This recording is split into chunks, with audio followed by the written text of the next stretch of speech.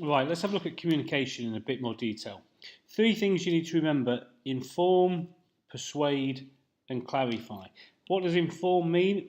Quite simply, really, be nice and concise. Don't waffle. Be objective.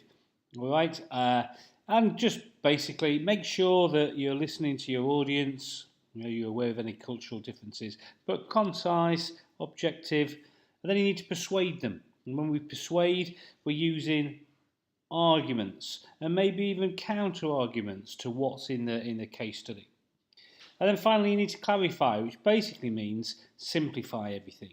Simplify everything, take an appropriate tone according to who you're talking to.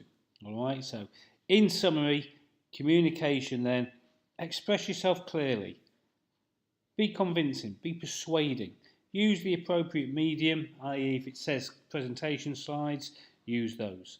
So think who you're speaking to, think of your audience, be easily understood to them, be clear, be factual, be precise, and be persuasive.